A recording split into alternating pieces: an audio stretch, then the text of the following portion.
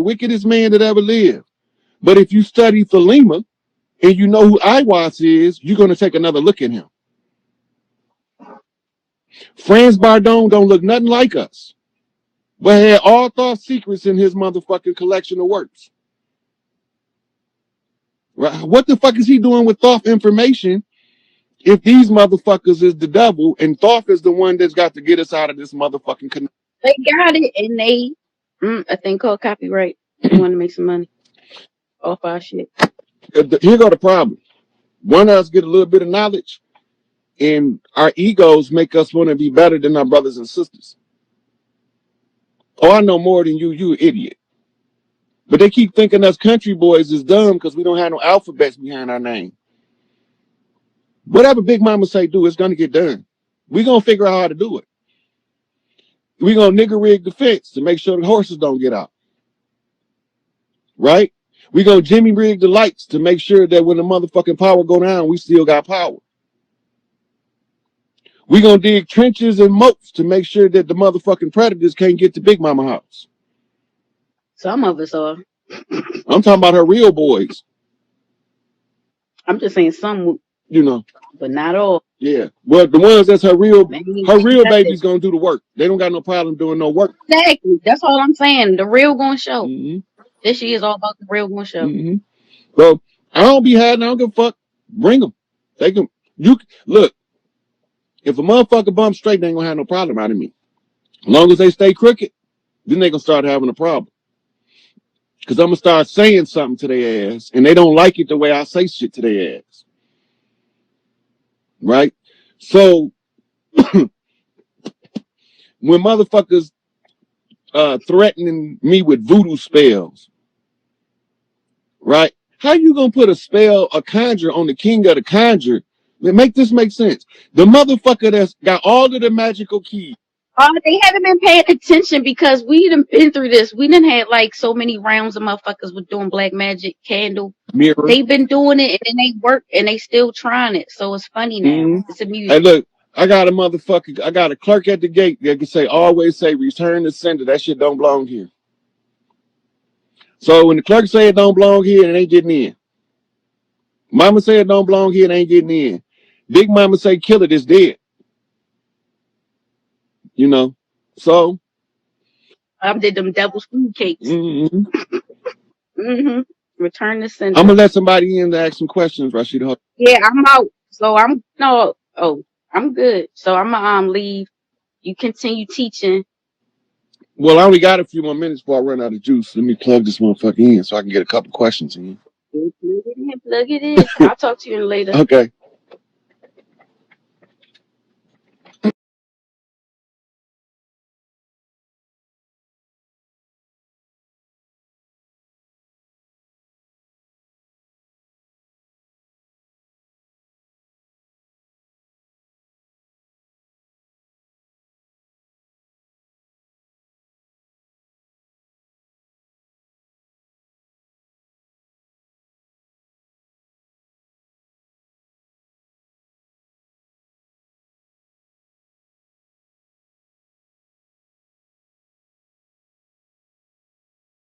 I don't have a full description of the blue rock from the book, but I can tell you from experience, it don't mean what it say.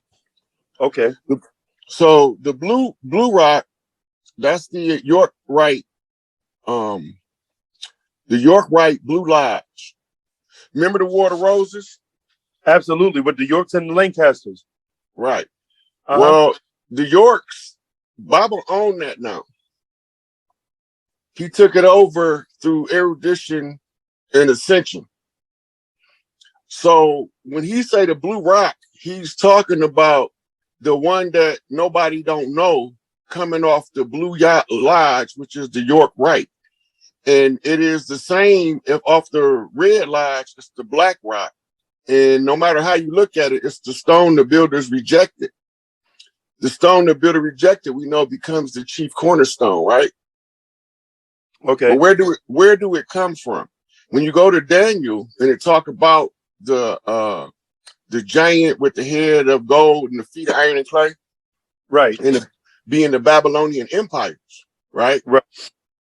And then it say, what was the end of it? A single stone would be hewn from the mountain without the hands of a man and will roll down the hill and strike the feet of iron and clay. Remember that?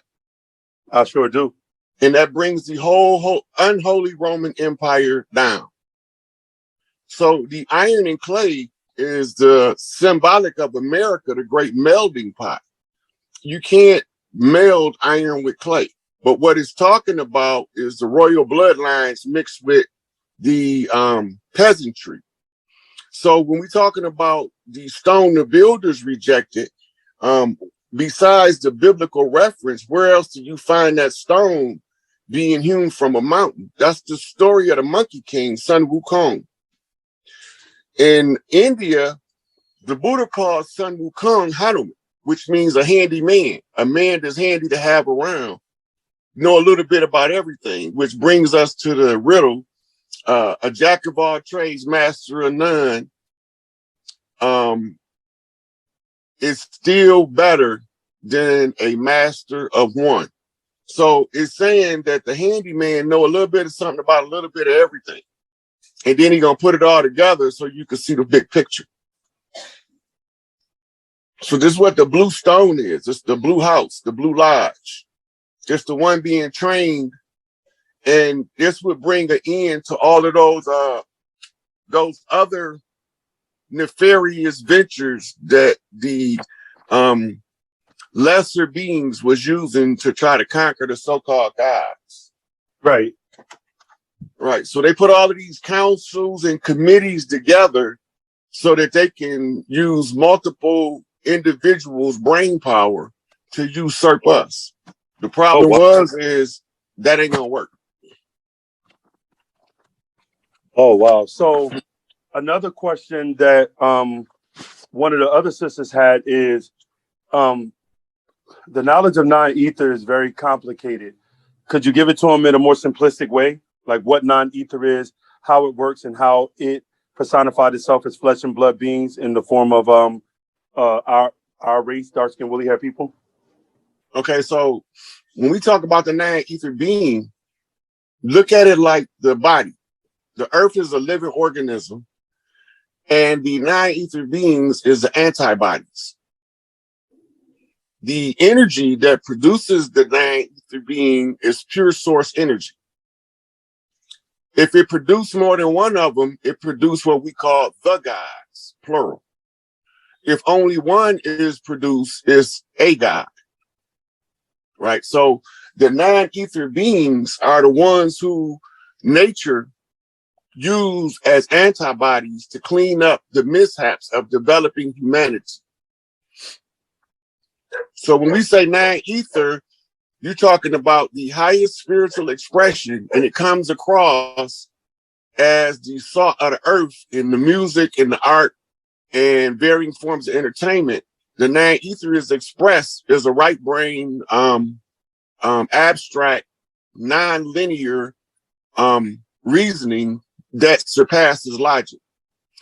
The inorganic beings and the hybrids that's here operate off left brain linear logic, and is subjugated to the right brain when they synced.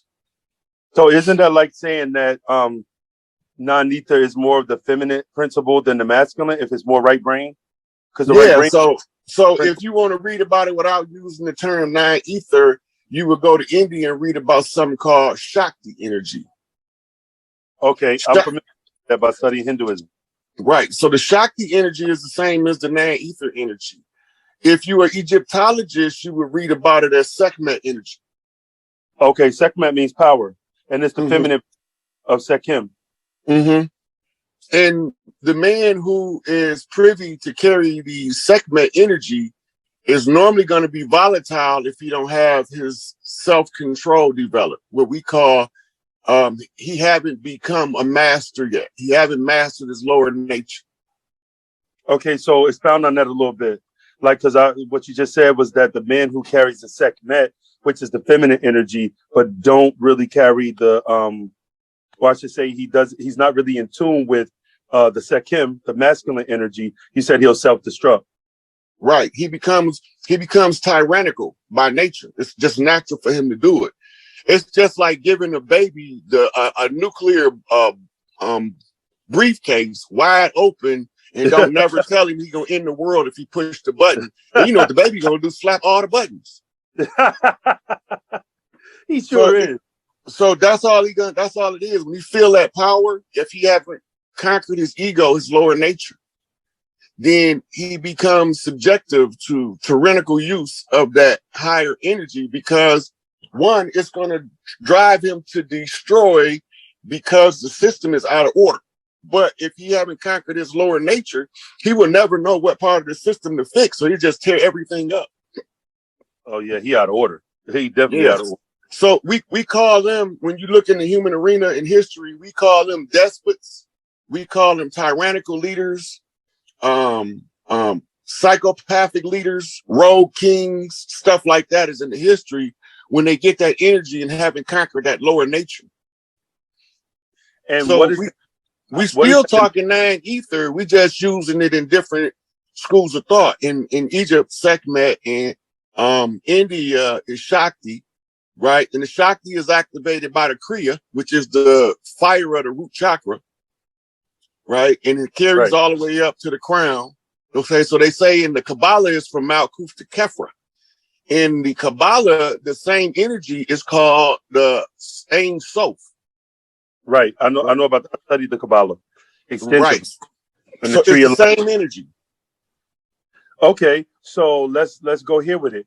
In the Holy Tablets, the Master Teacher taught us that non-ether was conscious awareness and conscious moral judgment gases. Can you explain the difference in how that's actually perceived? Yeah. So as you purify your ego to receive your higher consciousness, right? You got to remember, pure chaos is melanin. Melanin is sentient on its own. It don't need nobody to be sentient. But being utilized along with the other systems of the body, then the non-ether has to be the one who can tame the chaos and bring the balance. The balance is where you find the righteous.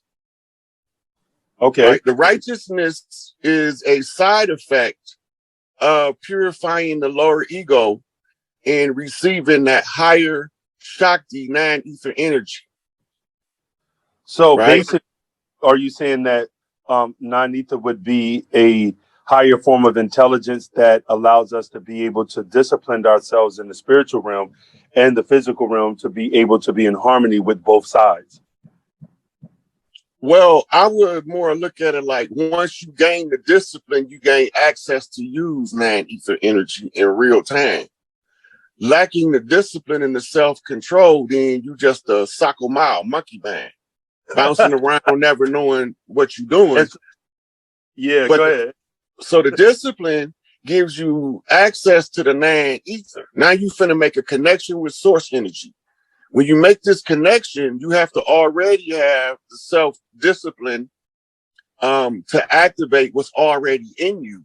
So now the side effect of that is once you can reason to the level to activate the non-ether, now the melanin chaos comes in, because you won't be able to balance the chaos if you don't have the discipline to receive the non-ether.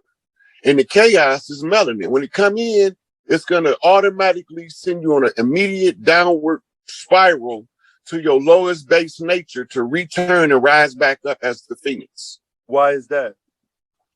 Because it's chaos. When it first hit, it's like a bomb. And when it hit internally, you don't know what's going on immediately, but your higher self is using the discipline you develop to reorganize what the chaos is doing, because you're using the source, you're using the prime creator to balance out total insanity. So, melanin, why is melanin based in chaos? Can you give us a science of that? It's not based in chaos. It's the prime creative substances in which the order came from. When we talking about melanin, we talking about in Egyptology, it's the primordial noon. right? It's the waters of creation, and the waters are running amok until you can harness them waters' energy. Water Right, symbolic of spirit. right. Because I remember when Pops was teaching us about noon and basically undifferentiated matter. He was explaining how this is a state of nothingness, basically a state of existence before things actually combined and aggregated and came together to form what we see now today in the physical realm. Yep. And so it's like if you pour a soda pop in the glass, it's going to fizz. It's not fizzing because it couldn't fizz in the bottle. It's only Right, fizzing because you just poured it into a cup and disturbed it. right, This is what the melanin is doing. So now, as you learn to control pouring the soda in the cup in order to reduce the amount of fizz so that you don't overflow the cup, this is how you your higher self is organizing the chaos energy, and it uses your self-discipline to do it. now when you look in like Google or different scientific books of ancient Greek mythology, they attempted to teach us that chaos was a Greek god that represented the universe when it wasn't unformed, or excuse me, when it was unformed, when it was undifferentiated matter. How would you go about explaining that to the grassroots? So the Greek sciences comes from the Egyptian knowledge. The metaphors that they're using in the Greek is actually a science. So when they're talking about chaos, they literally talking about the primordial noon. So imagine all good and bad things existing in a state of non-existence, bumping into each other, and there's no form of expression, and it's just random and erratic. Right. In order to have creation, you have to bring that under control of order. And Matt, this is why they say out of darkness comes the light. Light is created. If you remember in the Holy Tabs, Pops talks about the dot forming a line. that's in chapter 1, tablet 1. Yep. And then the line formed the wall formed the square, and so on and so forth. He's telling you how light is created from the primordial noon in order for it to manifest visible spectrum so you can see it. So was that this is for the people, was that a literal line, a literal wall, or what does it represent metaphorically? Metaphorically, there's no terms in the languages that we know on the earth to explain it. And the closest thing that he can give you to explain it is the dot forming the line. Because you can use the 2D written expression to relay a 19-dimensional framework in a simplified form, but it's going to take years for the mind to unlock it. Okay, and that's now that you say that, another question that came up in the conversation with a couple of the sisters that's in our class. You mentioned the 5D. So let's say 3D, 4D, 5D. I want you to kind of sort of in simplistic terms explain what is a dimension, and then from there, what is a third dimension, fourth dimension, and fifth dimension? Okay, so now what we're looking at when we're talking about the dimensions is levels of frequency and how the frequency is expressed so that the mind can perceive what the frequency is telling it. So when we talk two-dimensional, we talk about that thing which is written on a flat surface. That's the 2D. When we talk three-dimensionally, we're talking about a fixed position reality that have three forms of existence: solid, liquid, and gas. When we get to the fourth dimension, this is the plane of force. This is the field of mind. And by the way, that's the dream realm, the fourth dimension. That's in the tablets 2, chapter 7, the living soul. But go ahead, brother. Yeah, oh man, you're right on it.